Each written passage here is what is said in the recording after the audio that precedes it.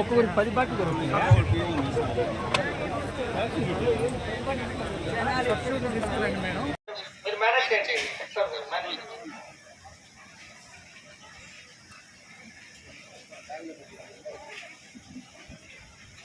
వర్గానికి సంబంధించి ఈరోజు మొత్తం 314 పోలింగ్ స్టేషన్ పరిధిలో 742 మంది పీఓస్, ఏపీఓస్, 1484 మంది ఓపీఓస్ వచ్చున్నారు.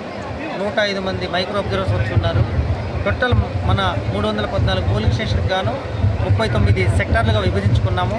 ఆ సెక్టార్ వైజ్గానే మనం కౌంటర్లు కూడా ఏర్పాటు చేసుకోవడం జరిగింది. మొత్తం వచ్చిన పోలింగ్ సిబ్బంది ఎవరైతే ఉన్నారో వాళ్ళందరికీ కూడా సఫిషియెంట్గా ఉదయాన్నే బ్రేక్ఫాస్ట్ ఇవ్వడము, భోజనం ఇవ్వడం, తర్వాత వాళ్ళకి సంబంధించిన ఈవీఎంస్ మెటీరియల్ ప్రాపర్గా ఇవ్వడం జరిగింది. వాళ్ళందరూ కూడా హ్యాపీగా తీసుకున్నారు. ప్రతి ఒక్కరికి కూడా మంచినీళ్ళు కానీ, మజ్జిగ సీసాలు కానీ మొత్తం కూడా అందరికీ సఫిషియెంట్గా అందజేయడం జరిగింది. ఇంకొక 1 అవర్లో ఈ ప్రాంగణం మొత్తం ఖాళీ అయిపోయి వాళ్ళ యొక్క రెస్పెక్టివ్ పోలింగ్ స్టేషన్కి వెళ్ళడానికి కూడా ప్లాన్ చేశాము. గ్రౌండ్లో బస్సులన్నీ కూడా రెడీగా ఉన్నాయి. విత్ ఎస్కార్ట్తో సహా డిఎస్పీ గారు అక్కడ అంతా కూడా పోలీసు వాళ్ళకి నిర్దేశం చేస్తున్నారు. ఇంకొక 1 అవర్ 2 అవర్స్లో మనకు ప్రాంగణం అంతా ఖాళీ అయిపోయి మొత్తం అందరూ కూడా పోలింగ్ స్టేషన్కి వెళ్ళారు. Thank you. అందరు కూర్చోండి. ఎక్కడ మోసపెట్టిన ఆయన గారు? హలో, హోంగార్డు 519 అంబేద్కర్ ఎవరికి ఇస్తున్నావు పాస్పోర్ట్లు? అదే మరి చెప్పేది. నేను ఇప్పుడు బ్రీఫింగ్ చేయాలంటే అందరూ ఉండాలి కదా, ఎవరు చెప్పాలా ఇన్స్ట్రక్షన్స్? ఎలక్షన్ అంటే కూడా భయం లేదు.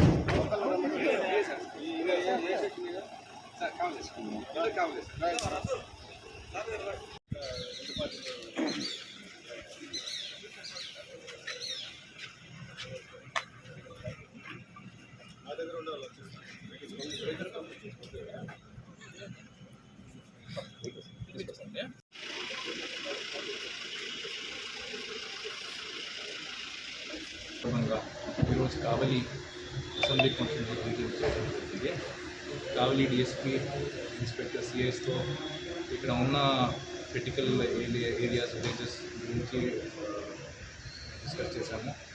అక్కడ ఎటువంటి సెక్యూరిటీ మెజర్స్ తీసుకోవాలి, ఆల్రెడీ ఎట్లాంటి తీసుకున్నాము. ఇప్పుడు ఫ్లాగ్ మార్చెస్ చేస్తున్నాము, బైండర్స్ చేస్తున్నాము. దాని గురించి డిస్కస్ చేశాము. ప్లస్ రేపు ఓటింగ్ జరిగినప్పుడు సామాన్య ప్రజలకి ఎటువంటి ఇబ్బంది కలగకుండా మనము ఎన్నికలను జరపాలి. అది మన ఉద్దేశం కూడా. సో దానికోసం అన్ని మెజర్స్ తీసుకుంటున్నాము.